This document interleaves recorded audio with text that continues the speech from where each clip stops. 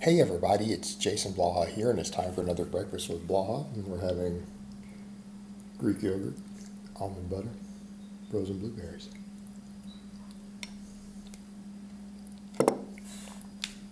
All right, let's talk about combining barbells with dumbbells for more gains. Something I'm kind of a fan of. I have been a fan of this for a long time with a lot of my clients.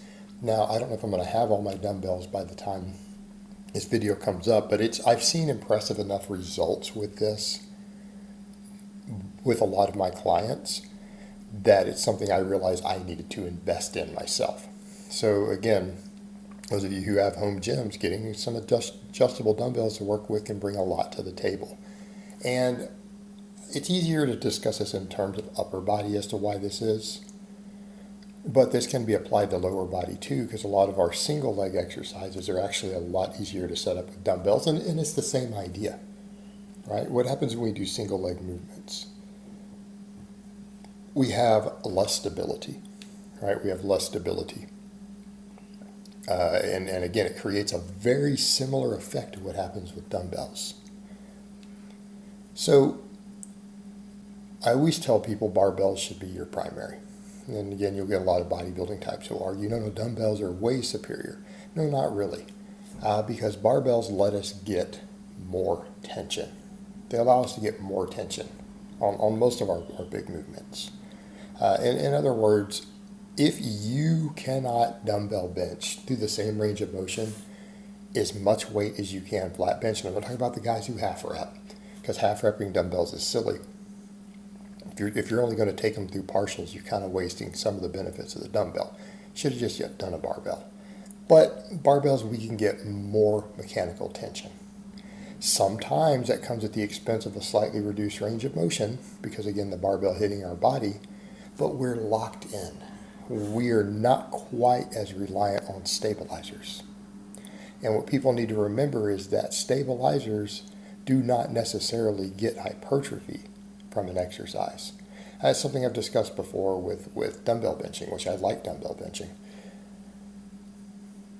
Stabilizers would be like the biceps. The biceps are one of the biggest stabilizer in it.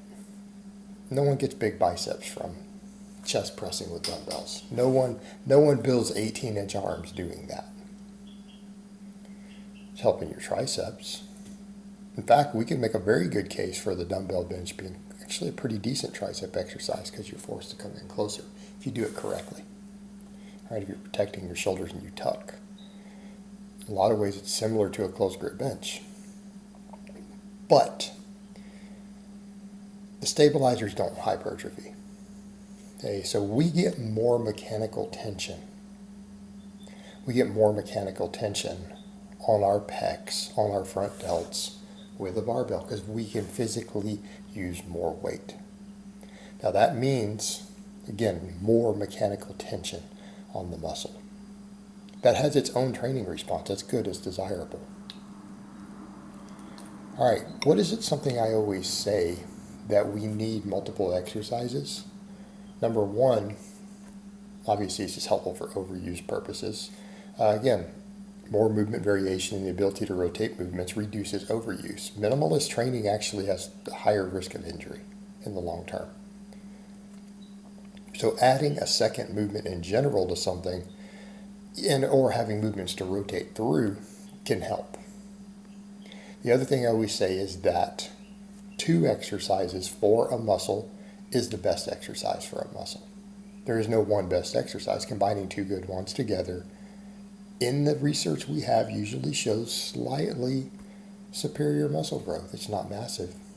But if we're doing 6 sets, if we do 6 sets of one exercise versus 3 of 2 different ones, the 2 exercises usually causes a little more muscle growth in the bit that it's been studied. And it makes sense why. We know why. So come in and bring dumbbells in. We bring dumbbells into the picture. We lose some of the stabilizing, but here's what that does. We're also not locked in. What does that mean? Well, number one, with dumbbells, a lot of times we can get more range of motion. Our body doesn't get in the way as much. We can get deeper. And that would count for rowing too, by the way, not just pressing. even applies to curls. You can get into some deeper stretch positions on a lot of these movements because your head, your face, your torso, your chest, your stomach, it's not all in the way. Barbell doesn't hit them. So it allows for more ranges of motion oftentimes. Well, that has its own hypertrophy potential, particularly if we're doing it as two movements. Right? We might be using the barbell that allows 95% of the range of motion that the dumbbell does, more tension. Now we've added a second movement. We're now hitting those muscle fibers that we missed and making sure that they get fatigued on top of it. It's actually a great combination. So we get those longer ranges of motion. What's the other thing that happens? Not only do we have less stabilizing, we also have the ability to shift a little more. Now, we can argue that can create imbalance, but think about this from the perspective of when we bench with a straight bar, we're locked into the same bar path for the most part. When a muscle starts to fatigue, we just start grinding. Oftentimes, the weakest link is what will cause us to fail. With dumbbells, that's not always the case, and here's why. We will start adjusting in out more as we start getting close to failure. We will use compensatory strength to bring our stronger muscles in, because we will change form slightly, right? Or arc might even be different. Because the weaker muscles that are fatiguing are reaching muscle failure.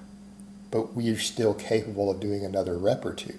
Well, what does that mean? It means when we're doing the barbell, the weak link gets a little more hypertrophy.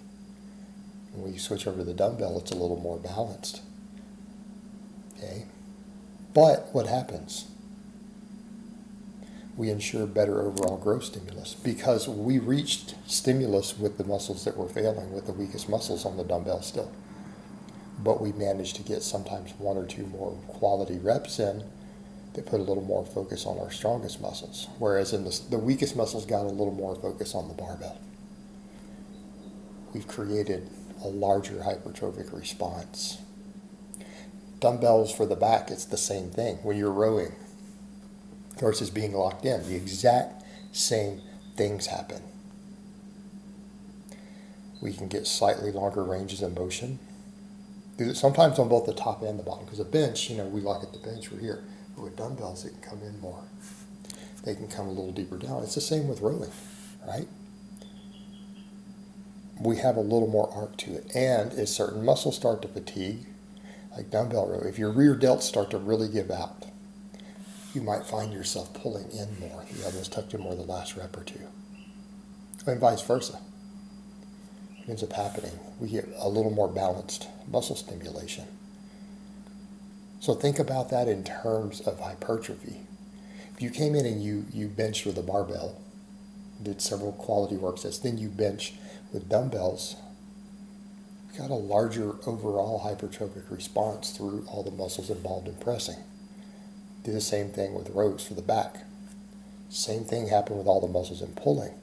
We created a superior hypertrophic response through multiple muscles. Same thing applies to legs, right? Single leg exercises. We could do the same thing. You guys know that I like to do box squats, and then I do single leg exercises afterwards.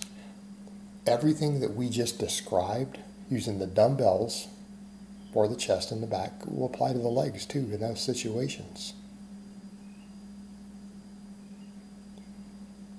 Even as our form will adjust as we start to fatigue, it will do the same things. So it's a hell of a way to get bigger. And if we get bigger, we get stronger. That's the idea. All right, guys, well, that's really all I have to say on that today. I hope it's been informative, and I will talk to you guys next time.